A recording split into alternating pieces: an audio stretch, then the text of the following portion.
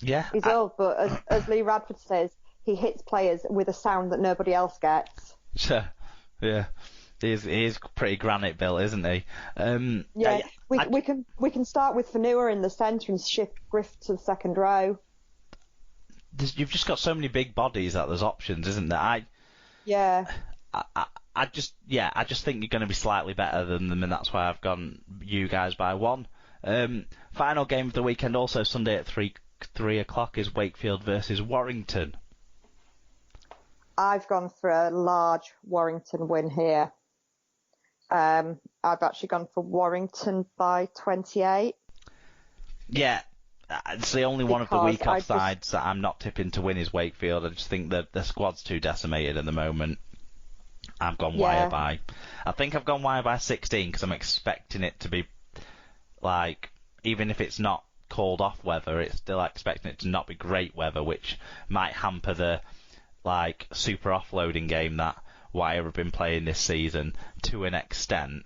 Might rein that in a little bit, but I still think they're more than good enough to beat Wakefield at the moment, unfortunately for Wakefield. You know, Mike Cooper's going to have a storming game.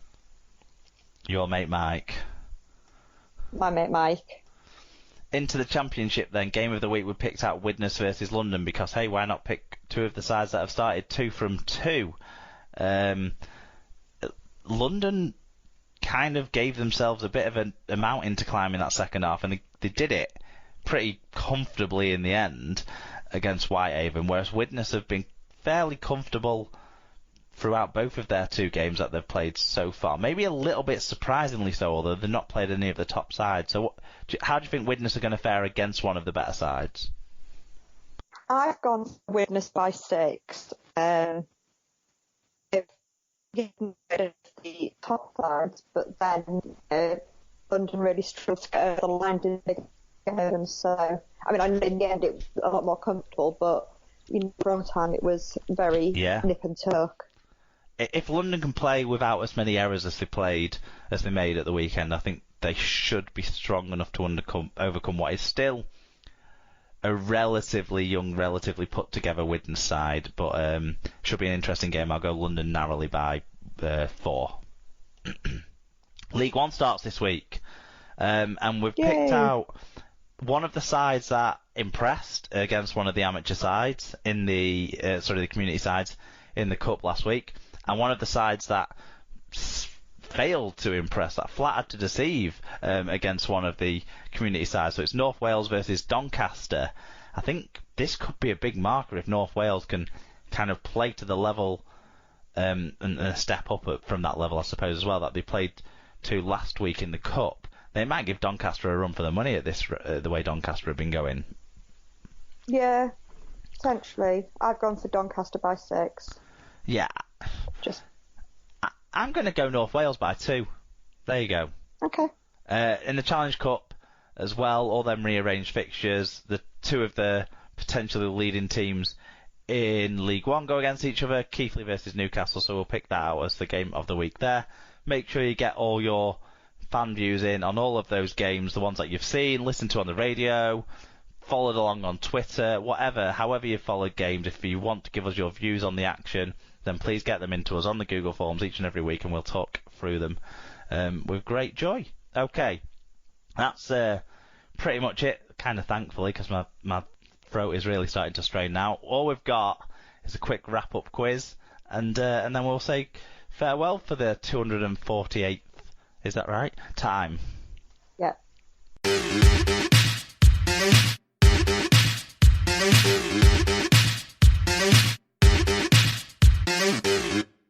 So Sarah, I struggled for inspiration for the quiz this week, so I've gone back to the traditional birthdays for us this week. So basically I've got 3 players for you who've had or are having birthdays this week, and I'm not sure if I've got the order of them right in terms of easiest to hardest, but we'll see how we get on. So the first one is this England and Great Britain hooker who starred in round 2 of Super League yesterday on the 10th of February turned 27. Who is he? Is he Daryl Clark? He is Darryl Clark. We're off to a strong start. Second one. Former Canterbury, Wigan, Hull FC and Widnes utility back who turns 35 today, the 11th of February. Oh no, he didn't play for Wigan. Canterbury, Wigan, Hull and Widnes. Canterbury. Wigan. He's a former player, so he doesn't play anymore. At 35, not many people do they? Well, it just makes me feel old, though, that he's a month younger than me and he's retired.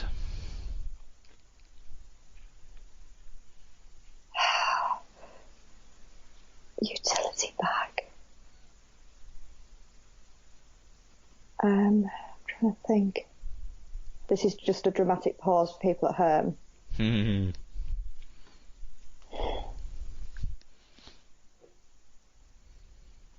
going to kick myself. No.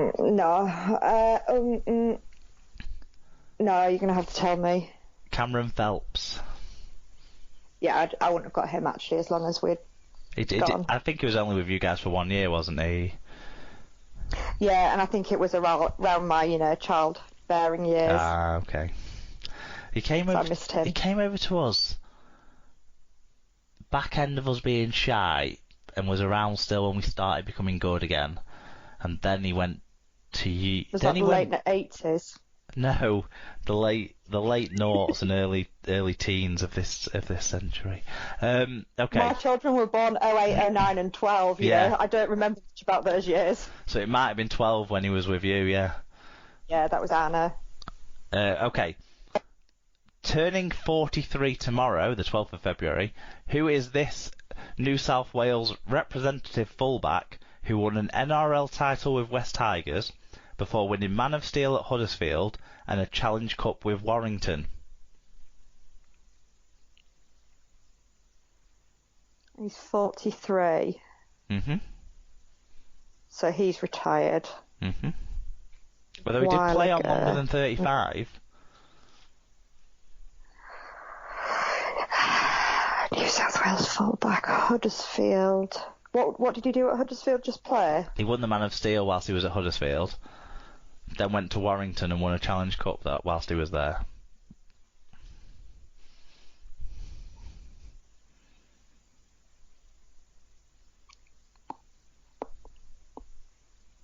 Oh. And we did actually mention him earlier on in the show. What?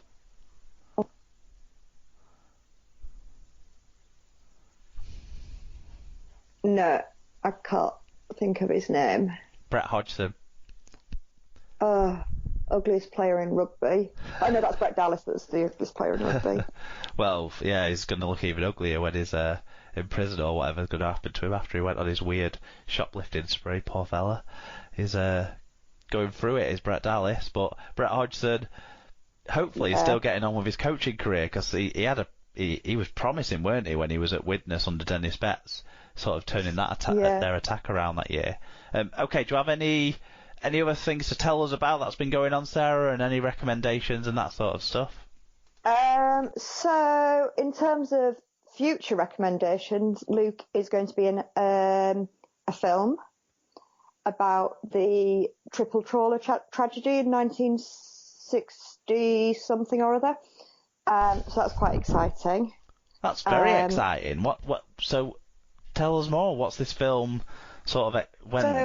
When's it being filmed? When's it expected to be released? Where will we be able to see it? So it's going to be filmed very shortly because the day that it happened was in February. So the director obviously wants the bad weather, basically. Yeah. For it to be realistic. It's going to be filmed various locations around Hull. Mm-hmm. And he put together a film for the City of Culture in 2017. which toured various film festivals and things, and that was about the trawlers. But this is basically the families receiving the news of the tragedy and the effects it had on the communities and the people back at home. So some of it is filmed within schools, looking at obviously the part of it's being narrated through the eyes of somebody's younger brother. All right. So it's like the school mates, and that's what Luke's role is. Wow. But I don't know many more details than that. That's really exciting, though, isn't it?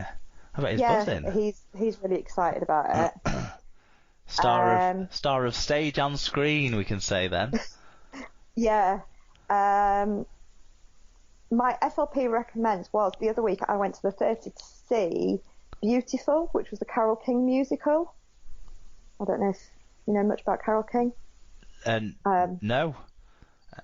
She's a singer, and I didn't realise that she had written as much as she had. She wrote like for the Monkees and various other bands, but it was absolutely brilliant. It was such a good show. Music, like the quality of it was very, very good. So where did you see? I saw that at a whole new theatre. It's touring at the moment.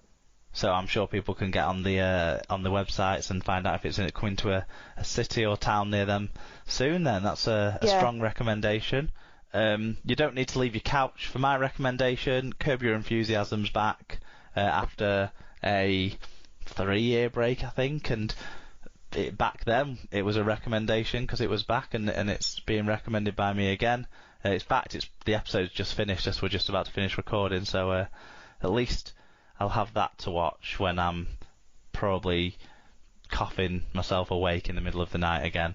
But we'll, so we'll be back next week. Hopefully back on Monday, and hopefully have a full slate of games to cover.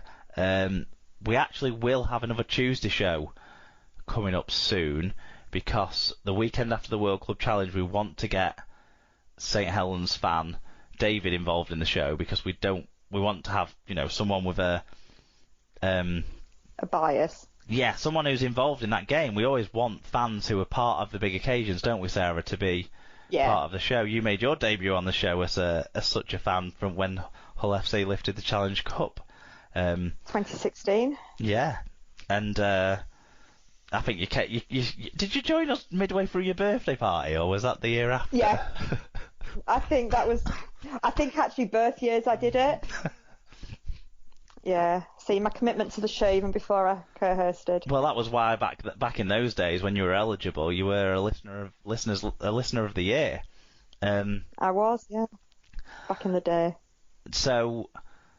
What was I saying? Yeah, so we want David to be available for that, and unfortunately he's also a Liverpool football fan, and apparently they have some football game or something on the Monday, so I agreed to do it on the Tuesday. Again, I was in a half awake, half asleep flu-ridden stupor, I think, but there you go. You're attributing a lot to this, aren't you? Well, I should have made him be as committed as you were, Sarah, and said no.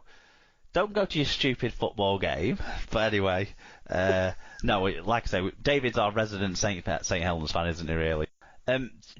So do you want to tell everyone where they can find the show on our social media pages, and how to listen to the show on the old, wherever? Yep, so you can find and share the show at Super League Pod on Twitter and Instagram, facebook.com/Super League Pod. Or you can email us at superleaguepod@gmail.com. You can find us at superleaguepod.com as well. Search for the show on Spreaker, Apple Podcasts, Google Podcasts, Podcast Addict, Stitcher, or anywhere you normally find your podcasts. And we're on YouTube too, for audio only. Yeah, want to give a shout out to all our partners as well before we end the show. So Rob's Toy Shop, who's the title sponsor of this episode. If you want an SLP discount on checkout at Rob's Toy Shop on eBay, you'll get 5% cash back on orders over £5, plus 1% cash back to SLP. Little Warden, who provide vital alerts for hidden issues. If you head to littlewarden.com, You'll see what they can do for you, and